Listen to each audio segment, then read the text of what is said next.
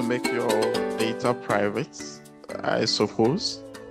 So our speaker is Emmanuel K. Gadasu, who is also a fellow. He is VP for IT at EGIGFA.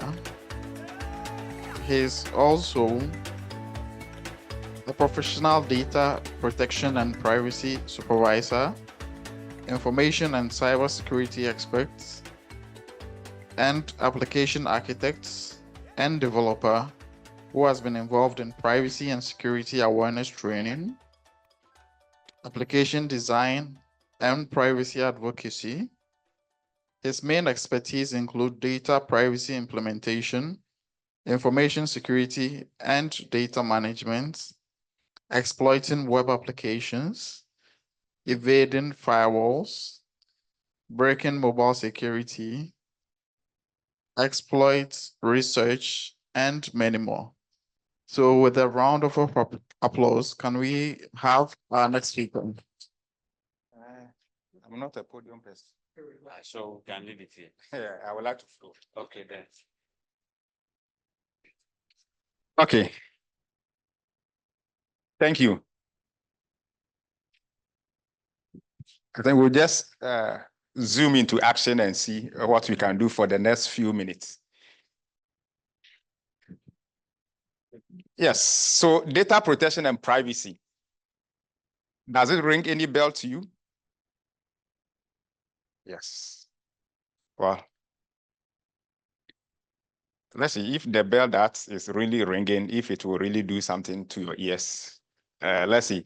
In the next 30 to 45 minutes, we'll be engaging ourselves to really understand what it means by data protection and what we are supposed to be doing.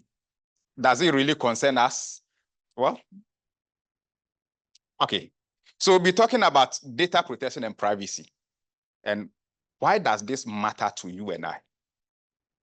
It matters because your data, my data, is being used by somebody. And if that happens without your knowledge and something that belongs to you is being used, how is it going to affect you tomorrow? You may not necessarily know the impact now, but the implications can be very dire. Right, so that's why it's important for us to know. But let's look at some few statistics and see. All right, 85% of global adults want to do more to protect their online privacy. That is by Norton, research by Norton. Then also 45% of Americans have their personal information compromised by a data breach in the last 5 years by RSA. 45% of Americans in the last 5 years have had their data breached. That's more or less about half the population. So you can imagine Americans with the advanced knowledge, access to technology and all of that is. Then what about if it comes down here? If it comes down here, you know what the story will be. Then 75% of adults feels tech companies have too much control over their data. That one is by Gartner. Right? 75% are that the tech companies, the Googles, the Facebook, the Snapchat, and they have too much control over the data you have provided to them. And these are serious concerns. All right. Then 80% of companies store sensitive data in the cloud. So information about you, your medical information, your financial information, these are sensitive information, which ordinarily you would have kept more secure, but organizations are storing it in the cloud. And anything can happen in the cloud. Anyway, where is the cloud itself? All right. Then 61% of users agree privacy policies are ineffective. Yes, organizations have them. They have made an implementation in the books, but people are saying it is not effective. Then 47% of adults across 12 countries have stopped relationship with companies over data privacy issues. This was carried out by Cisco, and especially across the European countries. So they can boycott your product because your platform is not secured. They have alternatives. All right. So these are some few statistics that I think can trigger our understanding as to why this issue about privacy should be an issue of concern. Yes, data generation. You have generated a lot of data since you started this particular program in-house here. The pictures, the chart, and all those things, they are huge forms of information. We have different gadgets. Some have multiple laptop, tablets, iPad, 2 phones, and so many of them. You have multiple accounts. You have those you are using for academic purposes, those you use to play, the official ones. So you can imagine the volumes of data you are generating. Now, we have also been told that data is the new gold. If data is the new gold, that means you are really making money for others. And therefore, we are concerned as to how they are going to use you and our information. Is it for a good purpose? Is it for a bad purpose? Or is there anything we can both benefit? You are using my data, so can I also benefit from that data? All right, so now let's look at data protection in a nutshell. Everyone has a fundamental right to privacy that is guaranteed by either a law or laws. So fundamentally, your rights is guaranteed in terms of what? Privacy. And it is something that nobody can take away from you. But you are entitled to that. Then various legislation set out how this right of the individual is to be achieved. If it is a right, then there are enforcement laws that establishes that you have to what? Have access to that right. So long as it is a right, it is guaranteed by law. And there are several laws across the countries. So every nation state is trying to protect their citizens. So they are giving them that power through the appropriate laws to ensure that they enjoy those rights. All right. Then fourthly, where individuals give their data to an organization, then the organization must protect it. So if you collect the data, then it is your responsibility to protect it. So for example, EGIGFA has taken your details. It is our responsibilities to what? Protect that information. So if you cannot protect it, then don't collect it. All right.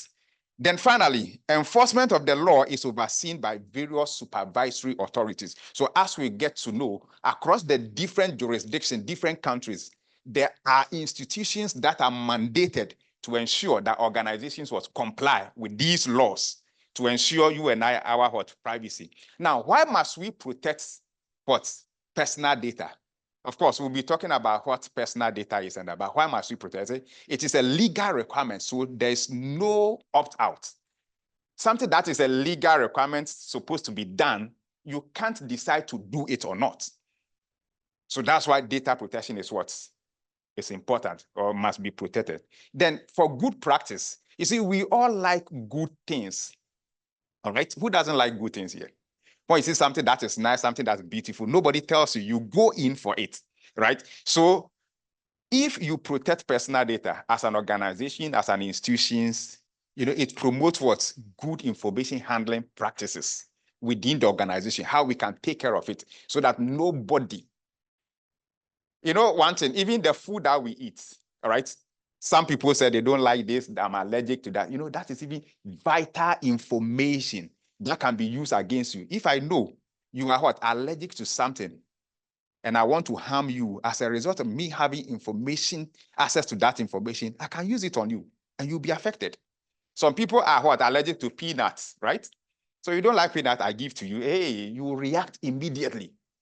And that can be used against you. All right. Then also for reputation, to protect the company's reputation and that of your own reputation as well. So platforms that we belong to. You remember the Cambridge Analytica story? Yes. Would you want your organization to have business to do with certain organization? Why? Yes. Just for that election. Yes. The woman, I forgot her name. Yes. The woman, Clinton, she was the one winning the election. Okay. But they used the personal information of Americans. So just over one night, they had all the information, and I don't know how they did, and they put Trump. They tried to promote Trump using the data of the persons that should vote the day after that day. Yeah. And then in the morning, all the result has changed. So normally it should be Clinton who should be winning, But at the end of the day, Trump was the one winning. Was the in one it. winning. All Yeah. right. So companies that are involved, okay, in data malpractice, misuse of people's personal data, they will lose their reputation. And no business would want to associate themselves with what? People who do not have reputation or integrity. So it is important that organizations maintain that. Then awareness. One other reason why we have to protect what people's data is that people are becoming aware of their information and the right that the law gives them. So if I know this is my right, I wouldn't want you to take it away. In fact, right now as we speak, I just received a call, and it's a very serious matter. Somebody, a manager of one of the biggest, a multinational company, his laptop was seized and has been taken outside the country. And he said, no, but I have my medical information on that. All right? And right now, they are going to report it to what? The supervisory authority in Ghana here. So you can imagine, no matter the investigation you are going to, that is the person's for personal laptop. He said he has pictures of his family, medical diagnosis, and other things. And you have seized the laptop without lawful authority. So you see, why is he going to report? Because he's aware. So people are aware that if you take their emails, you take their phone numbers, you can use it for other things that they wouldn't ordinarily get involved. So once that awareness is there, they will take you on as an organization, as an institution, if you dare what? Cross the line. All right. Then also investigations. Okay. Organizations that are mandated to protect people. All right. They would investigate any company, any individual who misuses people's data. And there are fines. Of course, we'll be looking at some of the fines that can come if you don't do the right thing. All right. So what is privacy in itself? When we say privacy, oh, don't worry, this is my private matter, I will handle it. Oh, you want to invade my privacy, don't come here, you know. Yes, some people are going to the washroom, so I'm going to the private and others. So what is privacy at all? We say, well, before we define it, we'll look at different definitions. You say privacy, it's recognized and protected by individual countries. So every country protects the privacy of their citizens. However, definition of privacy vary according to the context and the environment in which you are using it. Right? So if in the conversation, oh, don't worry, this is my private matter, in that context, it means a different thing. In another context, if you say, I need my privacy, it also means another thing. All right. But however, let's see. General belief, privacy is a fundamental human right that has become one of the most important rights of modern age. So in our modern times, one of the overarching issues, okay, includes what? The privacy of the individual. So people are more concerned. We are all becoming aware of our privacy rights. All right, then let's look at what the United States or people in the United States have to say about privacy. Privacy is the right to be left alone. Yes, in the UK, it says what? The right of an individual to be protected against intrusion into his personal life or affairs by direct physical means or by publication of information. So even when somebody publishes information about you, which is not true, that is an invasion of your privacy. Well, the Australians are also saying privacy is a basic human right and a reasonable expectation of what? Every person. So every person expects what? Some form of what? Privacy. Regardless, there are certain information that is with you. In fact, you would only die with it. Nobody will ever know, apart from you and your God. Nobody will ever know. All right. However, now let's look at the definition that we would want to go with henceforth. Okay, different dimensions, different contexts, but we would want to go on with this one. I say privacy is an individual right to control the collection, use, and disclosure of information about him or herself. So the control you have about the information, how it is collected, how it is going to be used, how it is going to be disclosed to other people. There are some information you would really want to share with only one person. Beyond that, you don't want any other person to know. So that is the control you have. All right, let's look at it. Now, WhatsApp, on that platform, you decide who can see your status. That is privacy. You know, some people, you block them out forever. You decide whether you can be added to a group or not. So you see, that is the control you have about your privacy on that platform. So you see the control and all those things, where do you see them? Under what? Privacy settings. You want to send a picture, they should view it once. So you decide. So you see, you now have control over the information, how it should be shared, who can have access to it. And I know with time, a lot more stringent measures are going to be. A time will come when I share with you, you can't share it even with anybody. Yes, you can't save it, you can, and that is what. So you are now being given the control over your indecision. So it's now in this context, it's not to be left alone, but the control you have over the information that is about you. All right. Yeah, if you have questions, note them down and we'll come back for them. So why do privacy matter? Why privacy matters? So all this hula baloo we are talking about here, you know, people will tell you I have nothing to hide. Of course, are you sure you have nothing to hide? It is not true. All right. Yeah, we all have something to hide.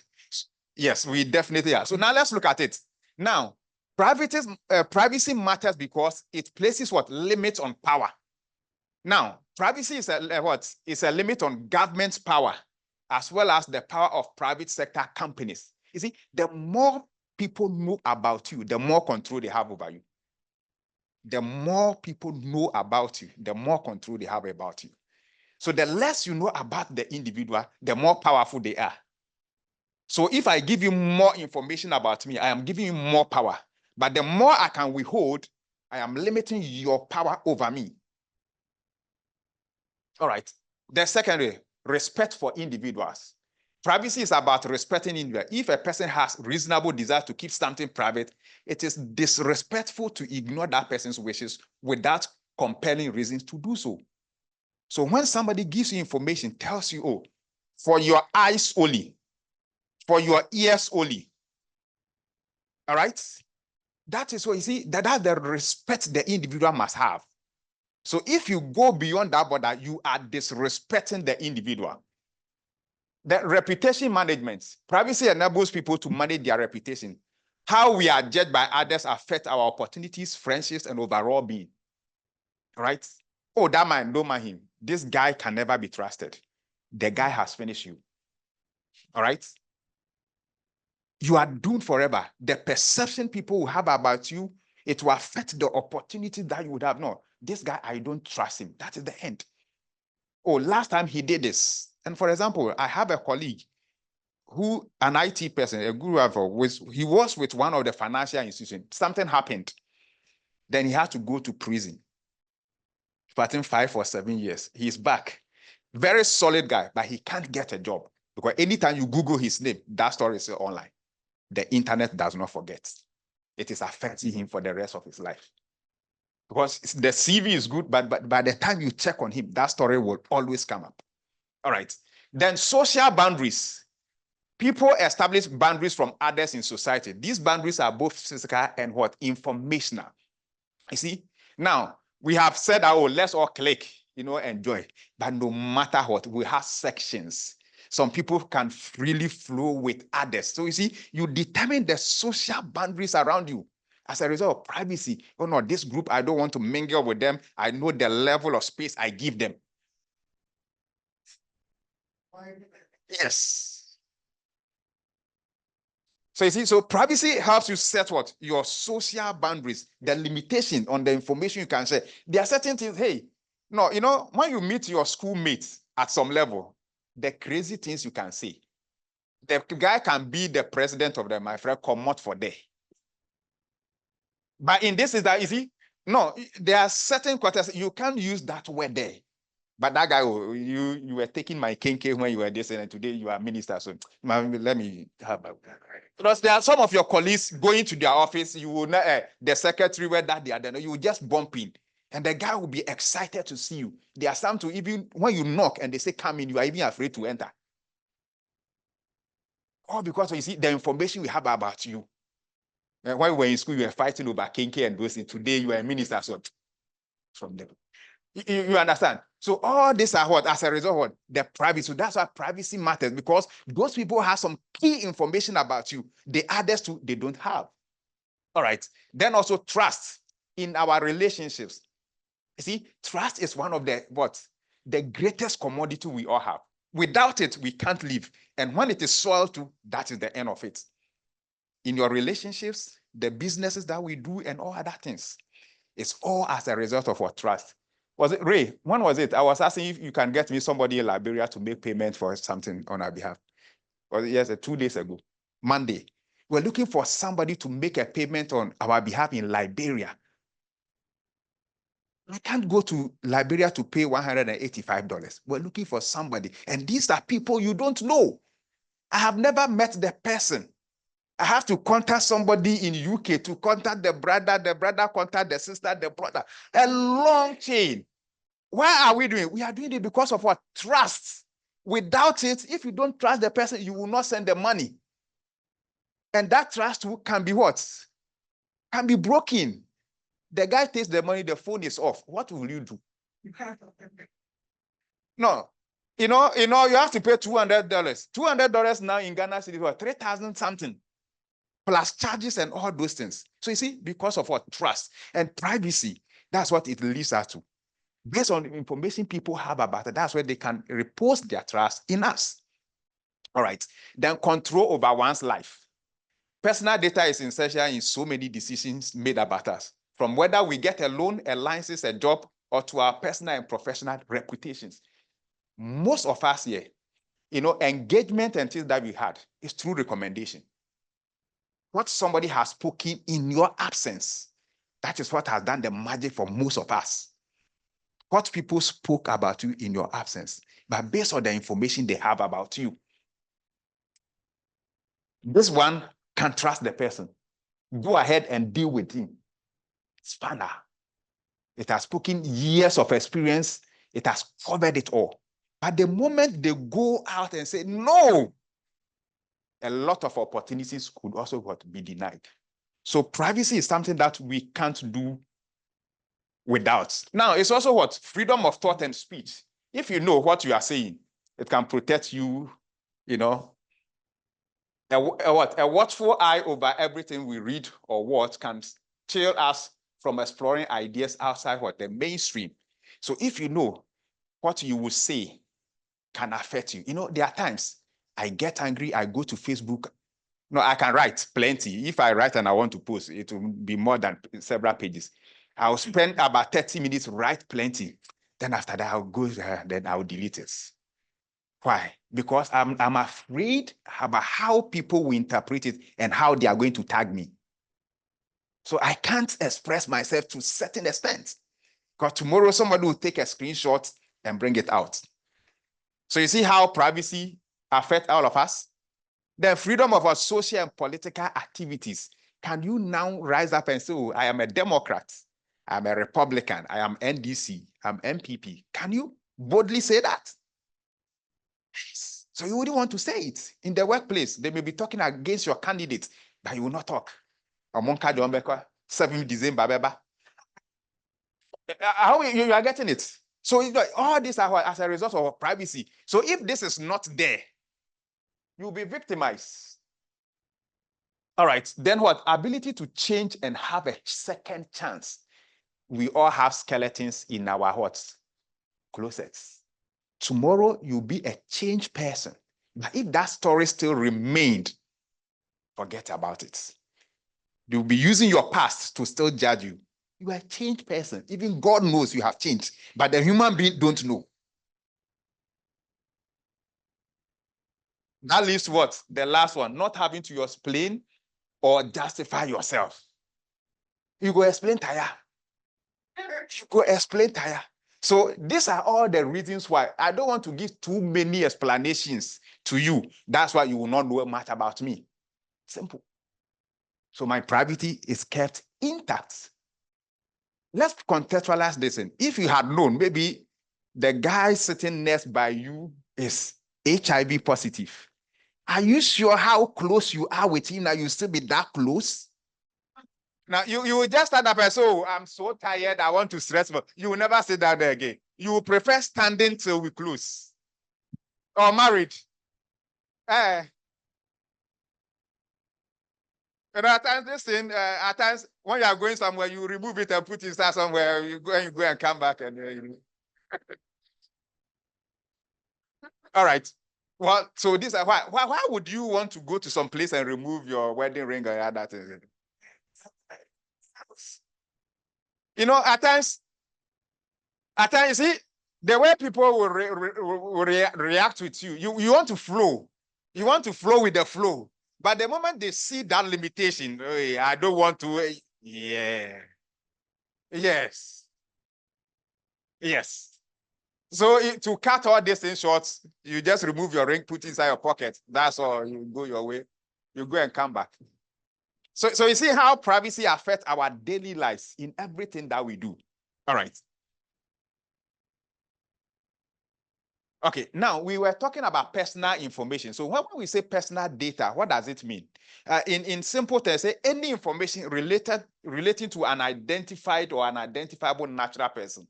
So if you can be identified as a unique person, every information about you is called personal data. Or any information that can be used to identify any individual is personal data. So it is personal data, not because it is private or it is made public, but because it can be used to identify you. So if you tell me your house number, it can be used to identify you. Among all of us, nobody is saying house number 2. You are sleeping in house number 2. So you see, it identifies you. So all these are what? Examples of what? Personal data. So once any of this, and these are the critical ones that can also ensure our privacy. Because the moment somebody can use any of this information and many more to identify you, you are what? You are doomed, or your risk status what rises. It's raised because you can be identified from all these things. Now, when Alaji speaks and when Maureen speaks, can we identify them? So their voices are what? Personal data. Yes. Somebody, you look at the handwriting, this one is Alaji. Yeah, it's Alaji's handwriting. You understand? So your handwriting is also what? Personal data. Because the moment we look at it, we can know that it was written by you. I think Alaji is in trouble. All right. Now, how can we process this information? So you see, the law requires the what? The privacy of the individual. That means we should be able to keep those information what? Secret in context, right? So when can we process this personal data? Now, we need one of the key reasons that will give you that backing to process that information is when you get the consent from the individual. And consent in this case is what? Any freely given information. So I ask you, can I have your phone number? And you give it, you have consented to it. It was freely given. I didn't put a gun to your head. If I put a gun to your head and you say yes, that is not consent, but that's coercion. So anything that is freely given, so if the person freely gives it the information, all right, if you want to register on what? Facebook. Facebook didn't force you. They created a form there. Then you went to fill. You went there willingly. You were not forced. All right. There are instances also that because of a contract, okay, we need to identify the parties in a contract.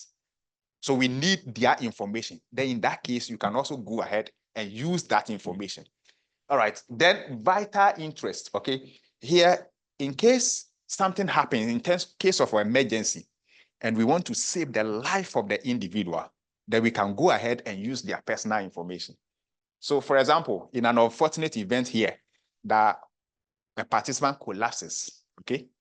Then we check the handbag. Then we realize that, oh, there's what? An inhaler. What does that tell us? The person is asthmatic. So you have processed the person's information. Because you went to set the bag, you have seen an inhaler. And no ordinary person, anybody who is non-asthmatic will be buying inhalers and be putting in their bag.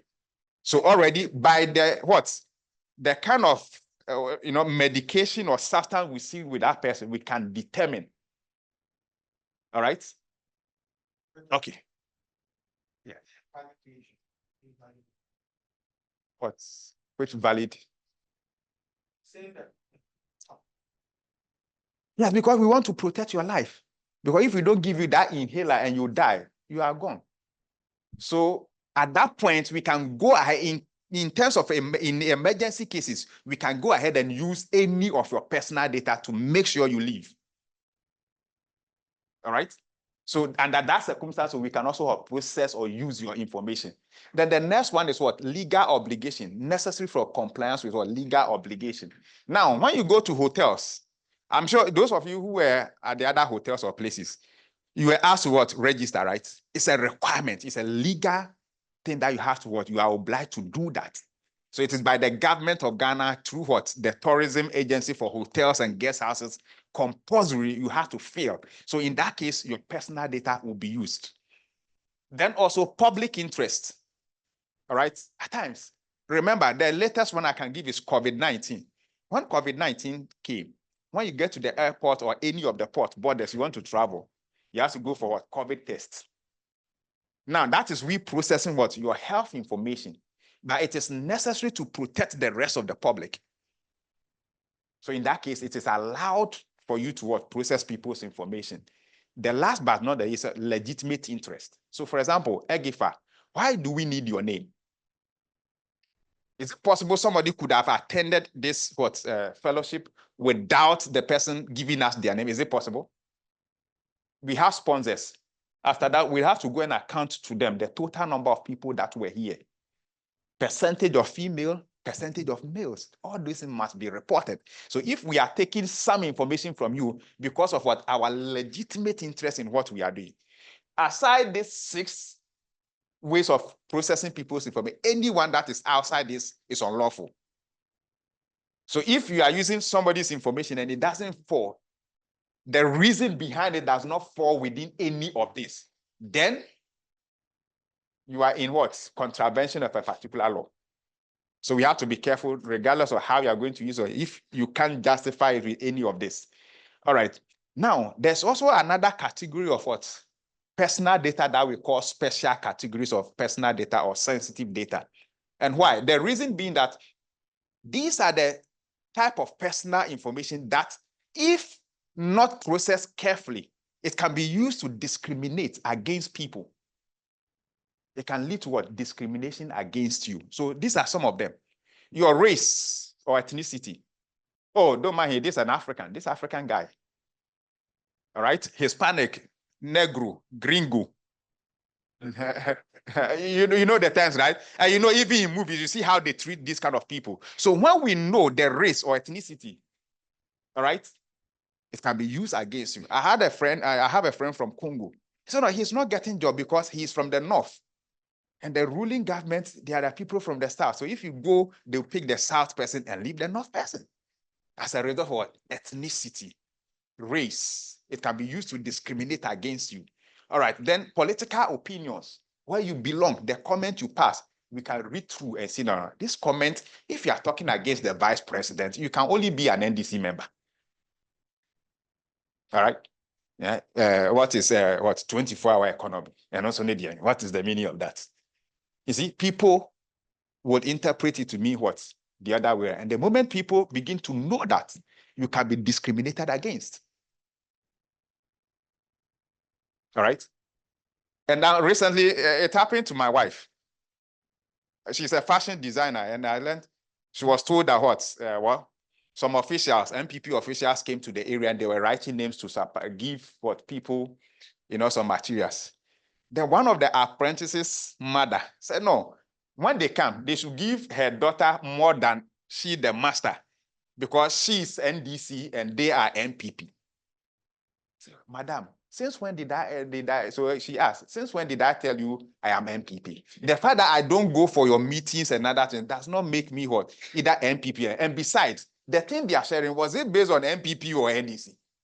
And do you know whether me receiving whatever they will bring will change my mind to vote for the GAP?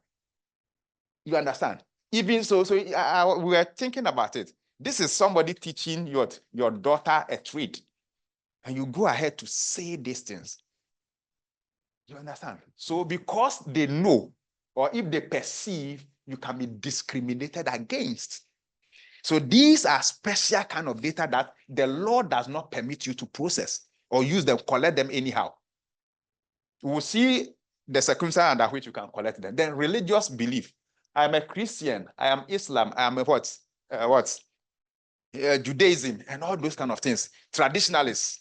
If we see somebody in red with something tied around, paint their dress in red, and with a palm frond in his mouth and is not talking, hey, you start running. You wouldn't want to sit by that person. Or the person declared that, hey, me, I'm a traditionalist. So tell, hey, this guy, you don't touch his water.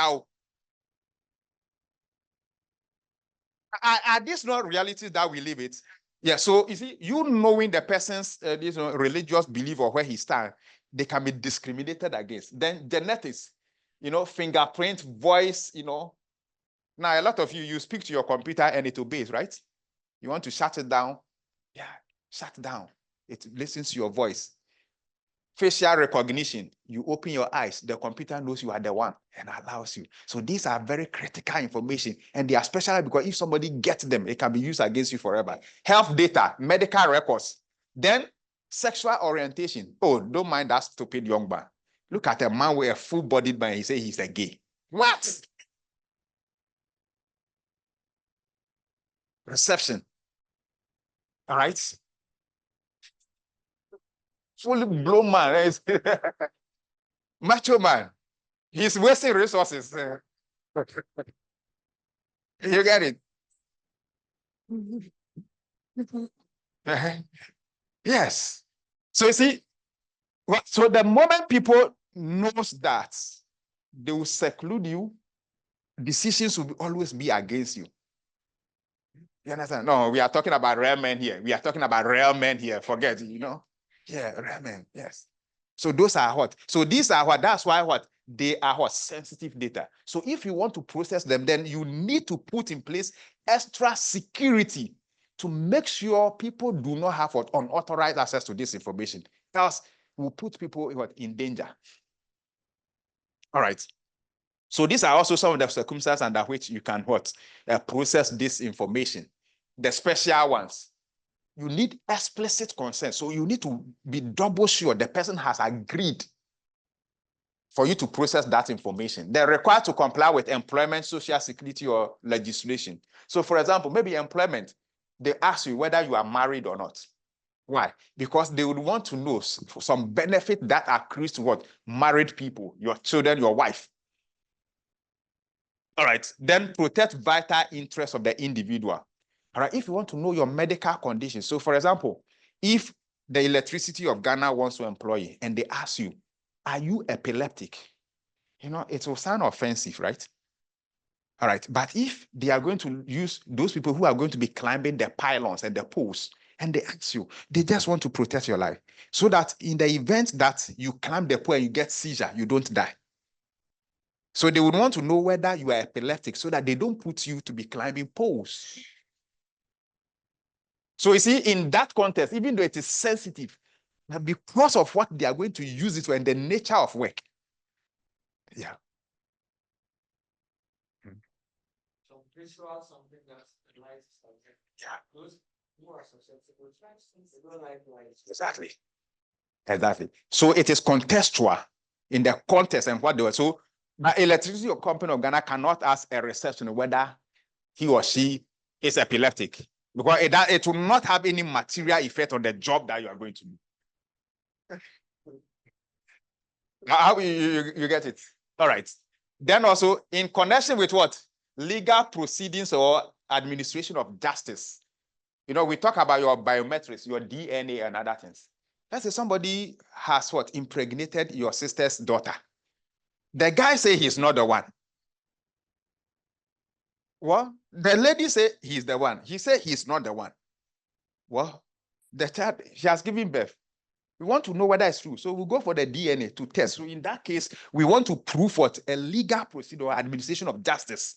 So in that case, or whilst we're here, somebody has entered your room, broken into your room, taking some luggage or some things off. But we could see the biometric, the person's fingerprints. We would want to test all the workers, all the people that came there so that we can establish who actually went there to do the stealing. In that case, because of that, we can go ahead and use that information. All right. Then also information already made public by the data subject. Yes. You were there shouting. I remember this story. That time I was in SHS. There was this lady that was going about saying she was HIV positive. She didn't know this way. Later on, when she grew, she was not getting husband. And the issue, I said she was lying. Those they were using her for adverts. But that's what we saw. Gigi or something. Yes. Yes, that lady. Yes. So you see what it has cost somebody because of what she said, something that she made public, and that's what we remember her for. Exactly. Yes. You chop all the yes. She was not. You understand? So information that you make public, whatever you are putting on your status, whatever you are posting on Facebook or the social media platform, if people use that information, they are not against it. You made it public. You say you are MPP for more for Nana. You say JM Beba. You put it there. You say it on radio. We see you in a party paraphernalia and we say you are NDC. You say you don't want to agree.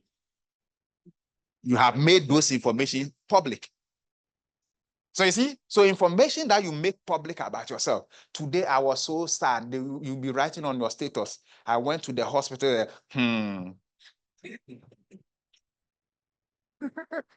If she's a lady, what comes to your mind? Positive. Okay. Whatever positive you mean, you know it yourself. All right. So you see, we have always put information out there that people can read meaning into it. All right. They're necessary for medical reasons or public interest. All right. So COVID-19, for example, we want to know your health status. There are some industries, especially the FMCG, food and beverages, you know, the Coca-Cola and that. They would want to know your health status, whether you are HIV positive or ailments. So before you start preparing food for the masses, all right. It is not like somebody who is going to carry bricks. If you are going to carry bricks, Charlie, you defeat. You say, yeah, I mean that's all we need. You understand? You see the body, whether he's sick or not, you don't care about what is in the blood. But somebody going to prepare food for others to consume, we would want to know more detail about that individual. All right. Then also, necessary for scientific or historical research or statistical purposes. Then we can use what? Those sensitive information. You want to know how many people have cancer in Ghana, how many people are lesbians, how many people are gay, so that we can prepare for them. All right, so these are also some of the reasons why what you can. All right, now we talked about processing. When we say processing at all, what does it mean? You know, the way we use the word processing is different here. Now, when we say processing, it means performing any operations on personal data, whether or not by automated means.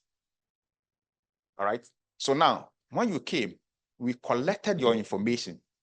You registered, right? On the, what? Was it Monday or no? On Tuesday, you were asked to register.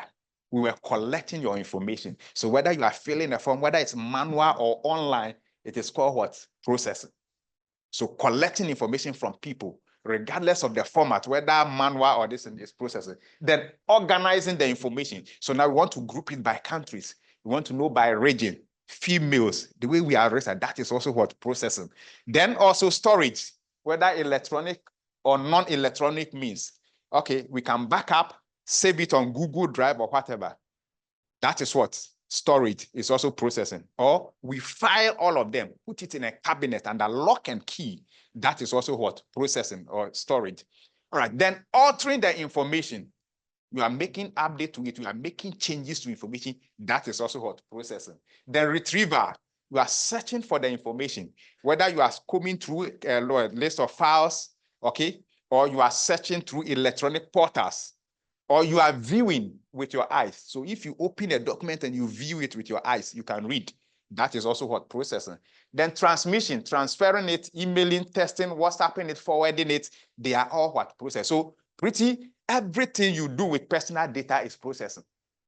If you are deleting it, you are destroying it, you are throwing it away, it is also what? Processing, as we may see. All right. Now, what are some key definitions that we need to understand in this context of what? Data processing? The first one is what? Data subject. You hear this term, all right? Data subject. And data subject is what? Is the person the data is about. So if you sit in front of me and I'm taking your information, you are a data subject. Now, it is the person. Now, the person, that same person, depending on where he or she finds themselves and how they will be called. Right now, we are called what? Participant. After some time, you become a fellow. Okay, if you go to school from here, you be called what? A student, right? If you go to MTN, they will call you a subscriber. If you go to the bank, they will call you what? A customer. If you go to the hospital, you are a patient. So the same individual. So regardless of where you find yourself, so it's not your status we are protecting, but you as an individual. So all individuals, natural persons. Now we use the term natural person because it's about living people. So dead people, deceased people, we don't talk about their data protection. Data protection law does not cover them, especially in Ghana. So your dead grandfather, if somebody is using their information, there are other laws, not data protection. All right. Then we also make mention of what? Data controller. Now, data controller refers to the organizations that determines the purpose for collecting that information. So your church is a data controller because your church collects some information about you. They want to know where you stay, your age, all right? So that whether they assign you to youth service or children's service or wherever they assign you appropriately, all right?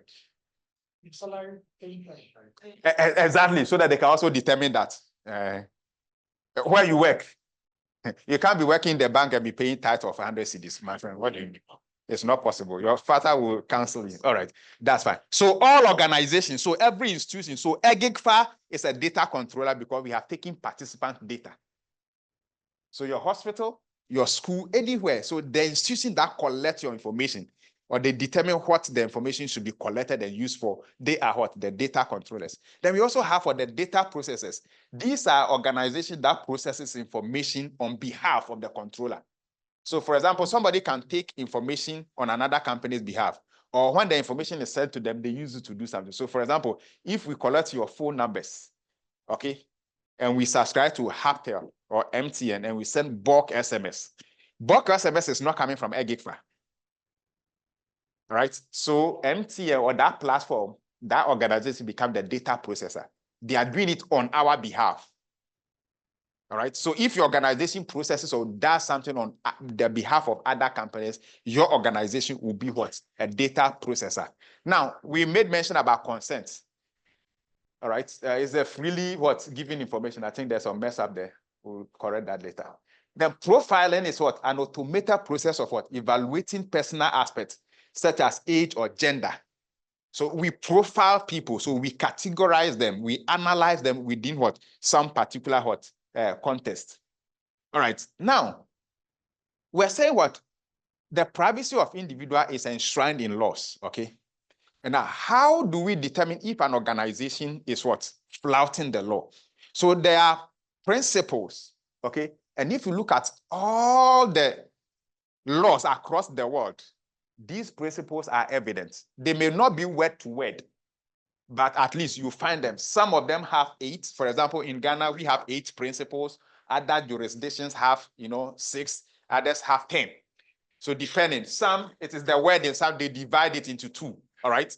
But these are the basic ones, okay? So if you violate the principles, then there are penalty measures against the organization. If you violate, so these are the principles. So we'll just run through them quickly. So the first one is what? Accountability. And it says what? Data control must be able to demonstrate compliance with each of their obligations under the data protection law. So, when somebody is accountable, it means they are responsible for it. So if you are accountable, it means you are responsible for the data that you have collected. And if you are not responsible, you show lack of responsibility, that means you are not keeping it well. So accountability is the summation of all the other principles. You are responsible for it. And if you are responsible, you take care of it, you protect it, you can report on it and account for it anytime you are asked. Then the next principle is what? Purpose limitation. All right. Now, when you look at the other laws, every other law and how they will mention by it's all around the same thing. In Ghana, we call what? Specification of purpose. But here I try to use what? Generic terms that will resonate across board. All right. So what? Purpose limitation. Only process data for the particular purpose for which it was originally collected. So for example, EGIGFA, we took your email to be sending you email. So if tomorrow we give it to an insurance company to sell insurance to you, we have violated the principle of purpose limitation. We didn't tell you we are going to share it with an insurance company. So if in your industry, in your IT services, in your organization, you collect data for a particular purpose, use it for that. The moment you change from that, you have violated this principle. So it must be for what? A particular purpose. Then data minimization. Data collection is to be limited only what is adequate, necessary, and relevant to the purpose for which it was collected. Right now, if, assuming you came here and EGIGFA, we have a nurse there taking your blood sample. You ask, what has fellowship got to do with blood sample?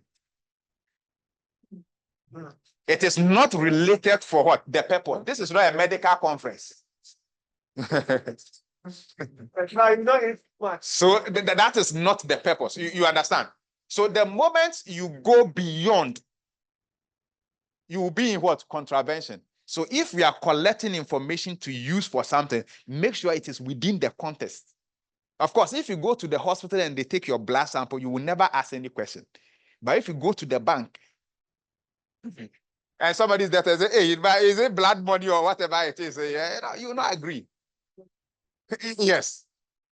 You understand? So it must be used for the purpose. So this will also tell us we should raise our eyebrows whenever we see that people are collecting information that is not in the direction, the kind of service, or you are in an environment, they want to collect data, they want to go beyond what is necessary. It should be limited. Just use the small amount of what information needed to for that purpose. All right, else you'll be found to be in breach of what? Data minimization. You have collected more than is necessary. So if you are collecting data and you ask the people and they cannot tell you why we are collecting that data, then you don't need it. So let's collect it, later we'll find a use of it. No, it doesn't fall in data protection. That is a no-no. At the point of collection, we should know what we are going to use it for. So if they need the email and they can't tell you why they need the email, then you don't need it. All right. Then transparency. State who you are and to what purpose the data being collected is going to be used for.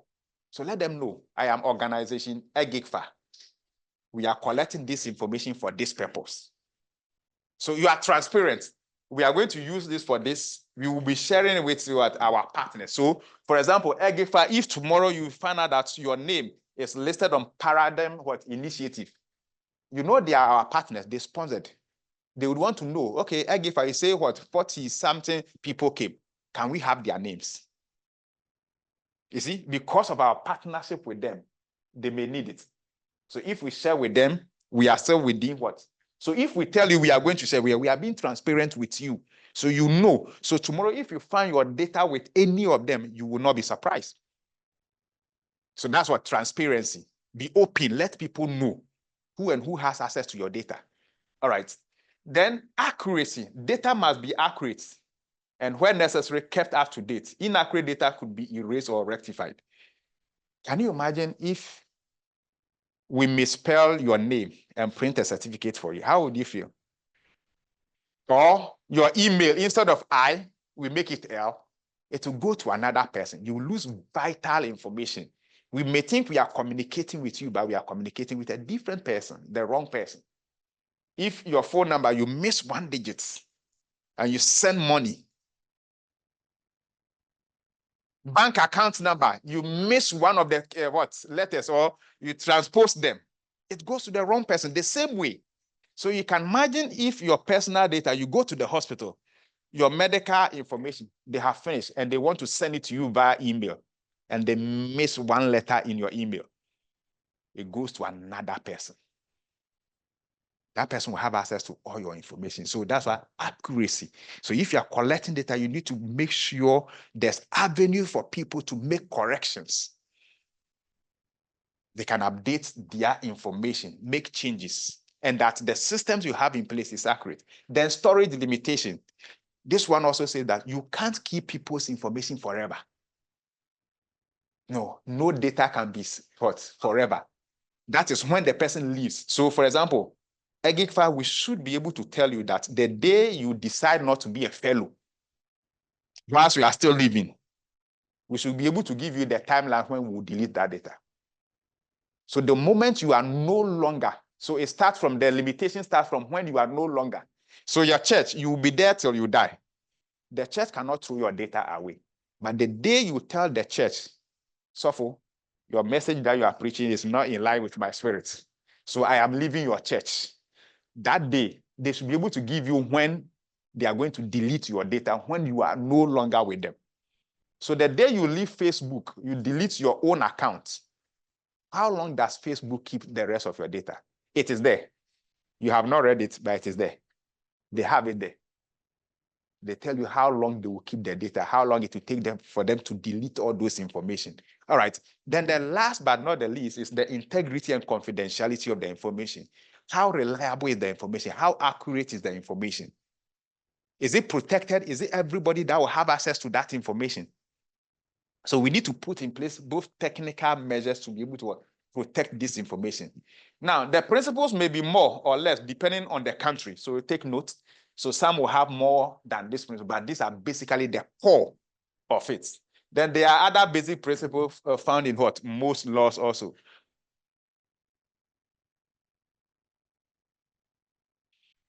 Okay. Now, businesses have obligations to protect you. Once they take your information, it is their duty to protect you. And how must they do that? All right. So obligations of what? Businesses. Data control. Remember, we say all the organizations that collect the information are what? The data controllers. So what must they do? Number one, they should put in place technical measures. So for example, the courses that you did, remember one of them was about encryption. Do you remember? Why do we encrypt information? To make it more secure. So some of the technical measures organization can take is what? To put in place or encryption methods. Then pen testing. They do what? Penetration testing, whether their system is vulnerable or not. What are the loopholes so that they can identify and fix them? All right. Then also what? Network segmentation. Then organizational measures include what? Data protection programs, awareness training within the organization. Those are measures they can train so that people are aware, they train them all the time. Then also data protection policies, privacy notices, and other what? Policies that are relevant to protect people. So for example, how long we should keep information about you is also part. Then privacy by design. Privacy by design, okay? Now, a typical example. You know, some offices, when you enter, you see the reception, you can see the screen. The computer, a very big one, they are sitting behind, you can see all the things that do. So you see, the way they have even arranged the place, they have not considered privacy. But some places also you go, no matter what you do, you will not see what they are doing. Because they have tilted what? This in a particular way. The angle at which it is. Where you even find that information or get to know. For example, where the HR offices are, you know, other things, it will be very difficult. So by design, how they have done the entire thing is what? It's security proof. It provides what? Privacy. I think one of the mobile apps that I have used, that is what, by the way they have designed it is like that is, I think, anybody who has EcoBank mobile app, I'm not promoting their service. I'm only talking about a feature in their addition. All right. You see how it works. The moment you go and come back, it will ask you of your password again. You understand? Very straight. Just a second, just move and come back. The next second, it will ask you to enter the password again. So it will be very difficult. So we see the way they have designed it. So they have factored controls in it to ensure that the individual is protected or the individual can protect themselves. Else, you know what happens if somebody should get into hold of your mobile app or get into your account. They will finish everything for you. Yes. Yes. Then also privacy by default. Privacy by default means that the individual does not need to do anything before their privacy is ensured. So the app, if they download, register, the way we have designed the app, the platform should offer some form of a basic security for the individual. All right. You know, when WhatsApp came, I don't know the status now anyway, but previously, and I remember I did that. Anytime I remember, I regret. There was this time, those times, I was adding one of my professors to a group. I will add him, he will delete. I will add him, he will delete. I think the man was tired at a point. He just allowed himself to be there. But today, it is not like that. The moment the person sets the privacy, you can't add unless they allow you or they join. A message is sent to them. So you see, by default, all those things are there. By default now, is it everybody that can see your status or not? So all these things are coming. So by default, the individual doesn't need to do anything before their privacy is ensured. All right. Okay. Now, privacy notices are very key in all these things that we do. Now, most websites, most apps, platforms that we use, they have for privacy notices. And the privacy notices are intended to give you an idea of how they treat your data.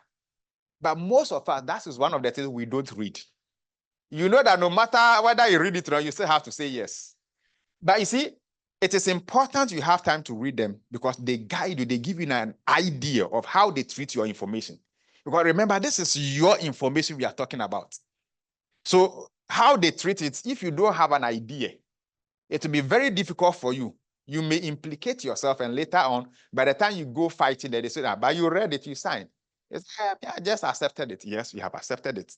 So it is important. And what goes into this? So ideally, privacy notices, okay, on website and other, they tell you what the organization do with your data, how they collect it, whom they are sharing with, all those things are there. It may be voluminous, plenty, but have time to read them because it is going to help you yourself. So that tomorrow, if you have an issue with Facebook, so well, if you delete your data, it takes about what, 3 months for us to delete it from other platforms. It is there in their policy. But if you don't know, you deleted it, you can still see it, then you'll be fighting Facebook for nothing. All right. So that is all what privacy notices is about. And they are very important. So we should endeavor to be reading them. Now, the law also guarantees you some rights. What is a right? A right is something that you are entitled to, that the law confers on you. All right. So the right to privacy is rooted in laws, regulations, and policies to protect you. Because without this, somebody can just be using your data anyhow. Now, basically, we have 2 types of rights, okay? We have the absolute what? Right. And an example of what? An absolute right is the right to life. Nobody can look into your face and know, this guy, he must die. Nobody can do that because it is absolute. There's nothing that qualifies somebody to live or not to, unless in the face of the law, you have taken somebody's life or you have done something that the laws of the land is against. Beside that, nobody. But all these laws that we are talking about are qualified laws. They are not absolute. Qualified here means that it depends on some criteria being met. If those criteria are not met, you are not entitled to them. So, for example, if you are not a fellow, you have not participated, you can't ask us to give you information about you. You have not registered, you come here and say, EGIGFA, give all the information you have about you. You can't because you are not part of us. All right. So for us to give you information, you should have been part. You should have given us your information. So now, number 1 is what? The right to be informed about the processing. So you have every right that the information we are taking about you, we should tell you what we are going to use it for, how long we will keep it, and who can have access to it. It's your right to be informed. But you know, that right has been breached most of the time. At times you go for functions, occasions, then a sheet of paper comes around. You just write number, name, phone, email. That's all. You pass it around. By the time you have 100, all the people will fill. You don't know what they are going to use for. They have not told us anything. So they are abusing our rights. So at the point you want to give, this information, okay, is for attendees. When we finish, we are going to share money. So put your name and phone number there. Every day. You see, they have an idea. They are informed. Hello? All right. Then the rights of access to your own data. Now, anywhere you have given your information, you have the right to go for a copy. They don't need to ask you what you are going to use it for. So long as you give it to them, you have every right to go in for a copy of that. It's your right. So it's not that they are not going to fight you. What do you need for? But you just submitted the data yesterday and today. Okay, the law says it is my right. That is all. All right. Then the right to rectification. That is, if the information is incorrect, you have the right to go and update it, make changes and corrections to it. So nobody can tell you that, this place there, no, once you have submitted that, so you can, no. You have 10 names. Maybe at that time you only provided to say you want to update the name and add more. It's as simple as that. I remember one story in one of those Scandinavian countries. A woman was going for license and her name was so long that because of her, they have to go and pass a law to update their law so that her name can be accommodated. The name was so long that their system, the way it was, it cannot accept that number of characters. But they have to. Right. She came to update, fix it for him. All right. Then the right to erasure. When information, but this is not absolute, right? If the information held about you is incorrect, or they shouldn't have collected in the first place. Remember, we talk about 6 reasons that you can collect. If the reason for which they collect does not fall within this, then you have the right for them to clean that data. They should wipe it away. They should erase it. So you also have that. Then the right to restrict processing. That is not to use it for a particular purpose. Then also the right for data portability where technically possible. So you can move your data from one platform to one another. Remember what? Mobile number portability. So now you don't see 020 and assume it is for Vodafone or Telcel number. It can be an MTN. So data portability, you can move your information from one system to another, but if it is what technically possible. All right, then the right to object. That is where legitimate interest is the legal basis for being processed. So you can object that, okay, this information, no, this one you can use, this one you can do that. Then right to what? Automated decision making and profiling. Now we have AI systems that are giving you what? By the time you enter your information, it can tell you what to do, what not to do, and other things.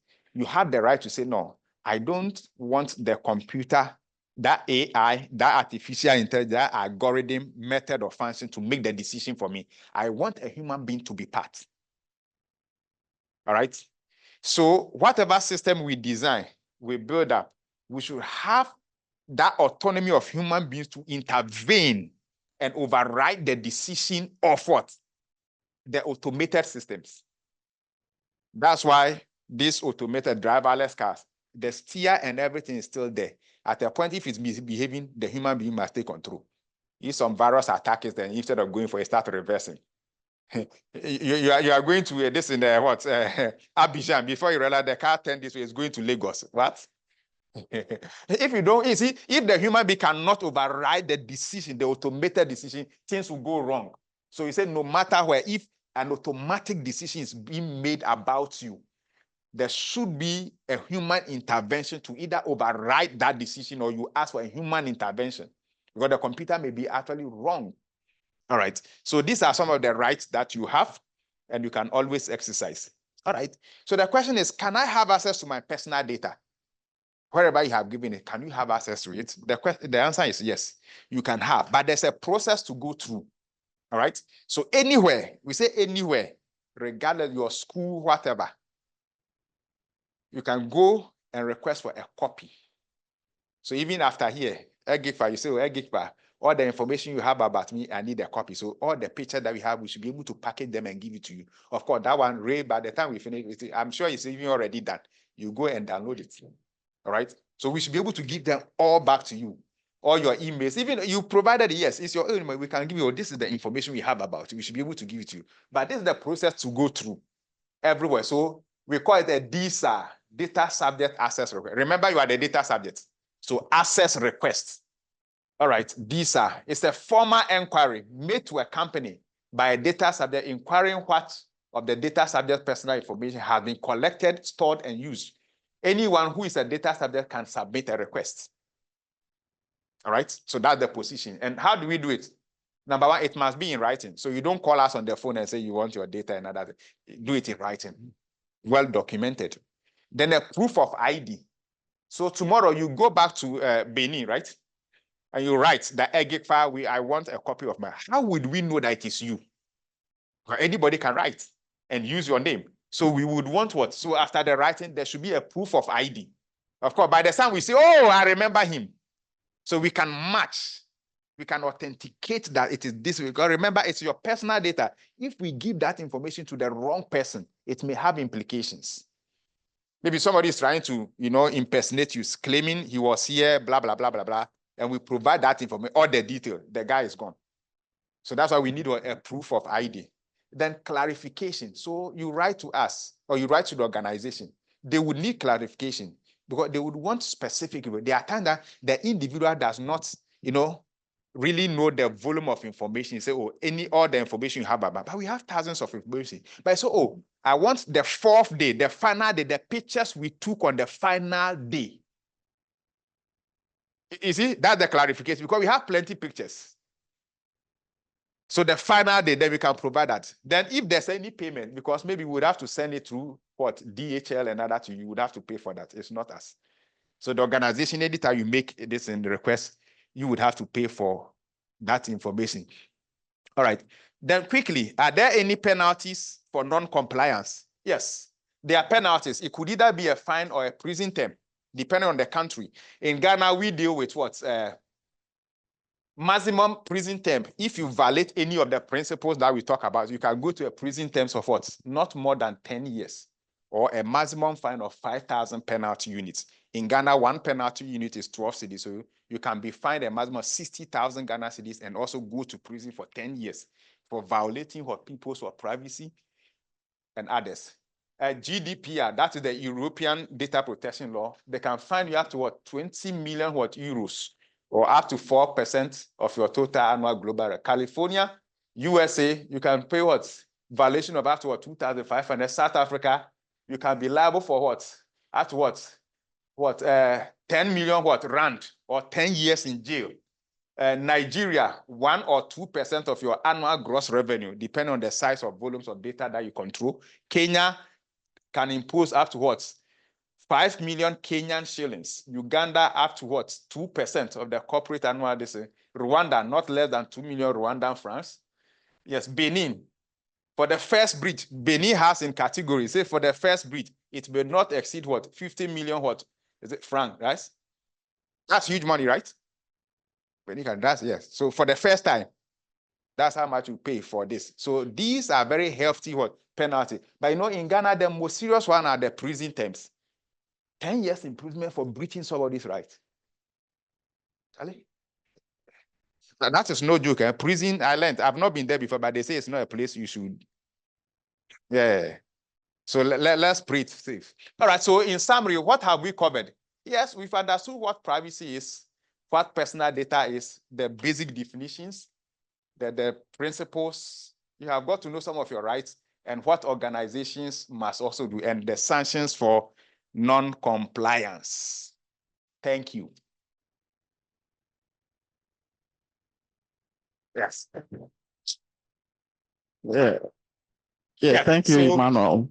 Questions? Yes, so questions? Yeah, I know you have Okay. plenty. Yes, that's good. Yeah. Yeah.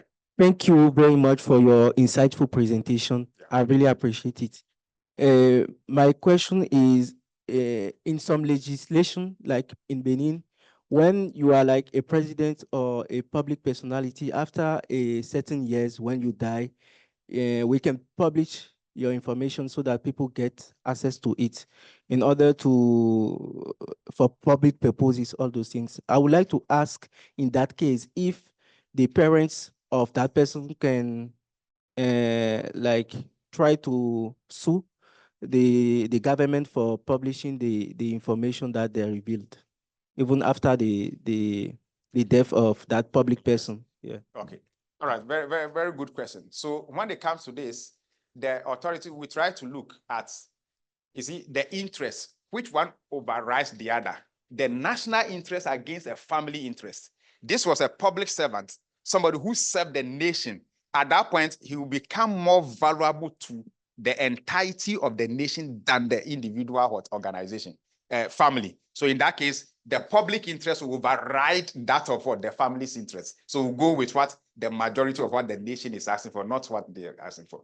But if it's a private person, he or she has never held any government position before, then their interest will override that of the nation. Yes. Yes. All right. Okay. Thank you very much, Mr. Emmanuel Gadasu. So my first question is based on the example you gave. I just want to know the role of tort law in privacy, because it's more of like, yeah, it plays a role in that particular aspect. The second question is based on, can an organization be a data processor and a controller at the same time? And also, in that case, how do you identify that entity? Thank you. Okay. So the first question is about tort law and privacy. All right. So privacy concerns emanate from the law itself. So of course, you can go with tort or sue people in tort if it affects you, it's against you. But however, the individual, there's always a balance as to who owns the data and who has an override interest. So the interest is carried out. So some, we may not have the same interest. One will override the other. So that will be the person who would actually have it. Then yes, an organization or an entity can be a data controller and a data processor at the same time, but not on the same tangent. So you are a data controller, let's say, so for example, you are a data controller on your own data that you collect. So an organization, if you collect information about your own employees and customers, you are the data controller in that regard. But maybe your organization is an HR company. So other organization brings data to you for you to process for them. You are managing their payroll for them. So in that case, between you and them, you are the processor to them. On one leg. Between you and them, you are the processor, but on your own too, you are a data controller. But not on the same activity. So for example, your own employees and customers, you can't be the controller and the processor. No. Inherently, if you're a data controller, you are already processing your own data. But where it becomes your specialized function, where you are doing it on behalf of another company. So you are processing other company, their payroll for, it's something that commonly organization outsource. So if you are doing it for them, then in that regard, between you and them, that relationship, you are the processor to them. But on your own itself, you are also a data controller. Okay. Okay. I think this issue came about when we were going through the renewal process because they will ask you to state whether a data controller or a processor. Yes. And the ultimate, you should state the ultimate because they need their ultimate stand on that particular entity. Yes. So in that regard, the ultimate means that you're a data controller. Okay. So now, you determine whether, in that regard, you have to determine whether you are a data processor or a data controller. You are a data processor if it's a special area or service where the provisions of services you do is for other companies to benefit. So for example, Haptel. Haptel would describe themselves as a processor because all the platforms that they are doing it on behalf of other institutions, or other institutions are consuming their services. MTN will say they are what, a data processor because most of the time they are doing it on behalf of other institutions.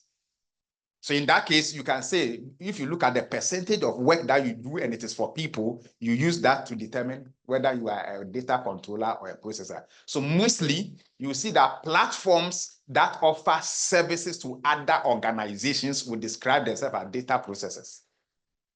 So Microsoft will be a data processor.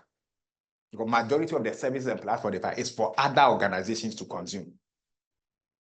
Okay, but I think maybe in that particular response, Yes. I think you also should also emphasize that you're also a controller in some regard, because it also helps because sometimes if you're a controller and a processor at the same time, sometimes it's very difficult to sometimes distinguish between the two. No, is it?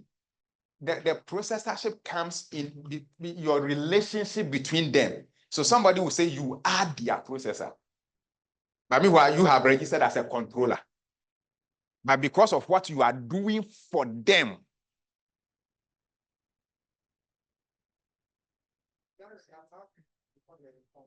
your response. So if you are going straight like this, you are going to register. To know whether you are a data controller or processor, what is your main activity? Are you doing the main activity? Is it for other organizations? People use your services to actually achieve their means. If that is it, then you are a processor because you do for most organizations. Yes. The first instance, the majority of the service you provide is for other people. It's for other people. They are using your platform. You provide services to companies and they use, you'll be what? A processor. Yeah, thank you. So we have two online questions. So two hands raised. So we have Edna and Williams. So Edna, can you proceed with your question, followed by Williams, before we take the last in person? Thank you, Mr. Gadasu. My question is a concern and then a question. For most of us who work in the public sector, we have this nuisance daily SMS coming from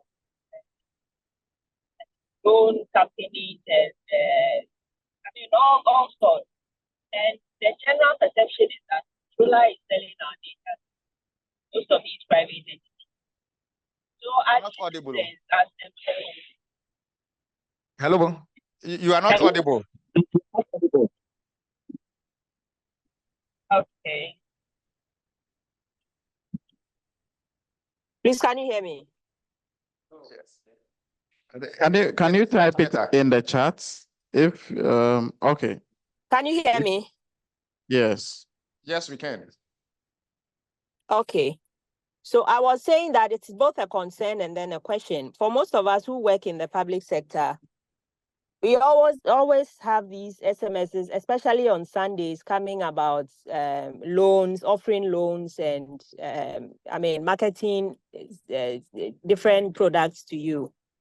And a lot of us know that we haven't signed up to products and services like that. And the general perception is that controller and accountant general sells or has sold our data to some of these people on our blind side for some token.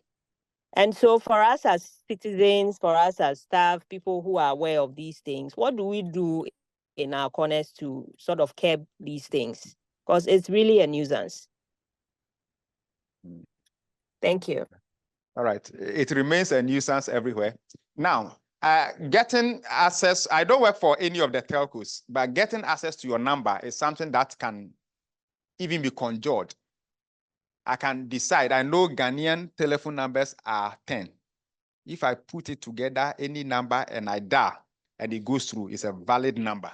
If I send SMS and it goes through, it's a valid number. All right. However,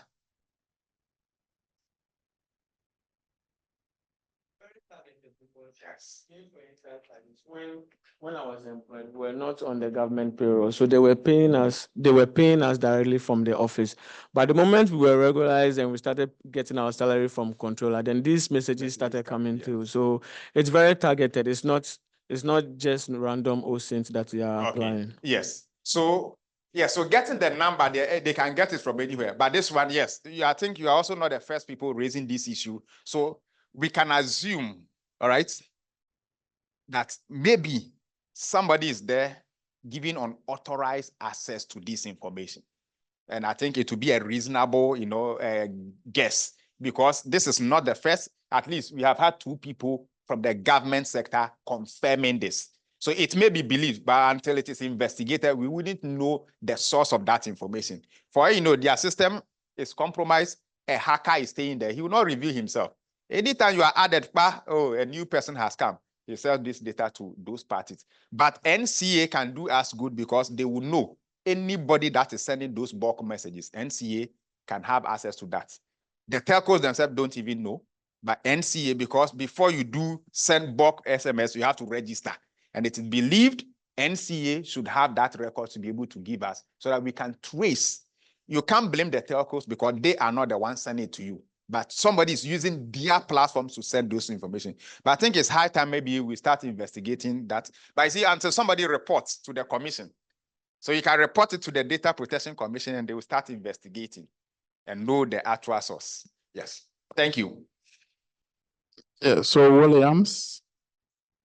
Yeah, okay. Online. Thank you, sir. Thank you, sir, for the exhaustive lecture.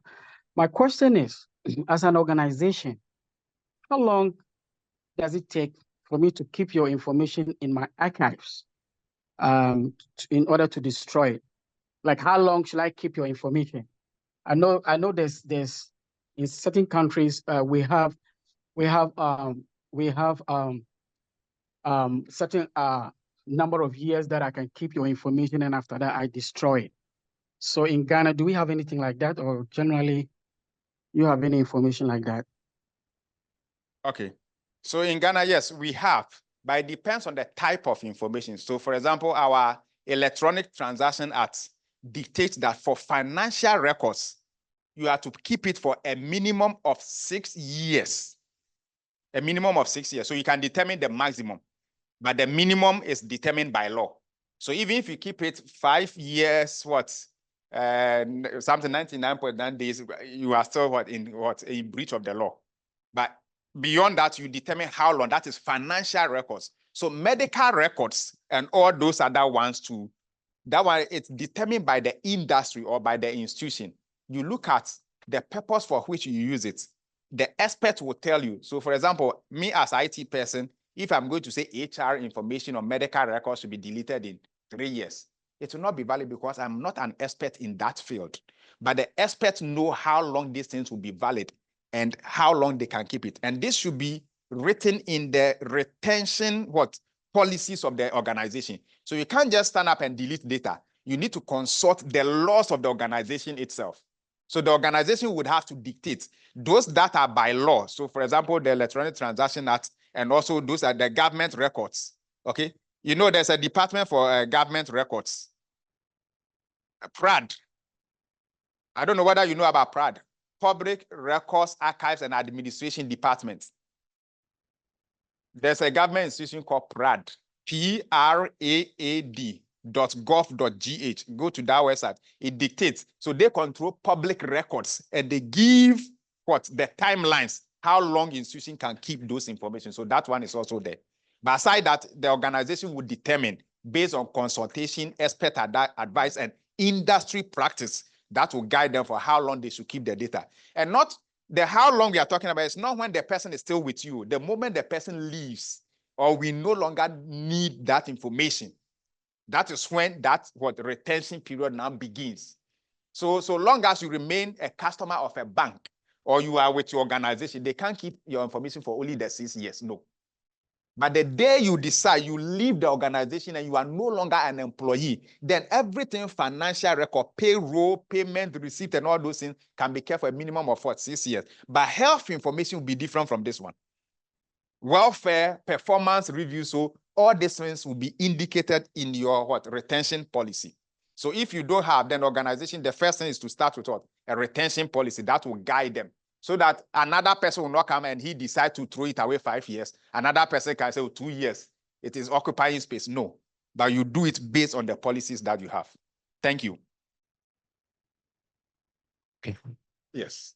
Thank you for your presentation and all the explanation you have given. Okay. My question, a quick one. I was confused about the terms data subject, data owner, data controller on data processor. From I was used to data owner and data subject, the two. But from your explanation, I didn't hear data owner. But from your explanation, I can get that the data owner, from what I understood, it's like it's the same with the data controller. Is it okay? No, in the organizational context, they may mean a different thing. So okay. The organization itself is the data controller, but we could still have a data owner in the organization. Okay. The data owners, in terms of who uses the data and determines who can have access to it in the organization. That is the data owner. Okay. But the controller is the one who determines. Okay, so for example, in a school, okay, the school decided the information that we need when you are enrolling as a student. All right. So the school says, okay, we need your name, the class, your age, and other things. So the school determines. So the school itself is the data controller. But within the school, we can have this as the data owner, who will be the school administrator. He is using that data to administer the school, who should pay which amount of school fees, when they should be paid, which class to pay. So he uses it. So the administrator as an individual will be the data owner. But the organization is the data controller because they determine what can be collected. Yes. So that's the difference. Yes. Thank you so much for your presentation. I have 2 quick questions. One, what steps can organization take to ensure a responsible data handling and minimize risks of data breaches? That is one. 2, given the growing or increasing surveillance by both state and then private actors, how can we strike a balance between security needs and individual privacy rights? Thank you. Okay. So the first is what organization can put in place to prevent data breaches. Okay, so the law holds the organization responsible. Remember the first principle, accountability. So regardless of whatever happens, the organization must be responsible. So it is their duty to put in place all the possible necessary security measures. Now, when we talk about this personal data, let us not limit ourselves to only the electronic ones. The one that have been filled manually, who has access to that? The reception, when you go in there, you write your details in last month's book, where it is. Yes, Momo agents who control that information. So it is the responsibility of the organization to put all measures, all possible security measures to prevent unauthorized access or use of that information.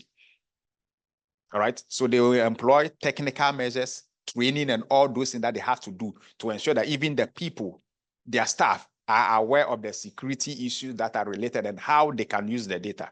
So it is the sole responsibility of the data controller, in this case, the organization.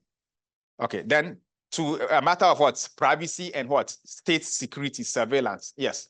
Well, there have been instances in the US several times where FBI, CIA has taken Apple to court. All right, but Apple won. There were instances that somebody committed a crime, the person is dead. But the FBI or the CIA wanted to decrypt the iPhone so that they would know who the person is. Apple still refused. They went to court and they won. The privacy of the individual superseded whatever they wanted to do. So in this case, we are looking at it. If your privacy, okay, would be infringed upon to the benefit of the state will go with that. So for example, somebody has committed a crime. All right, and we are looking for the individual. You have the information, and so you are preserving the privacy of the individual, so you can't disclose where the individual is. We want to bring the person to justice. So in that case, that privacy cannot hold in that context. But in cases where maybe, for example, your private money that you have bank account and the state want to know, for what reason? You should be able to justify. That's why some of the things you would have to go to court to secure court order. So for example, right now, your phone, no matter what happens to your phone, if it is missing or whatever, and police want to track another day, MTL will never, ever give it to them.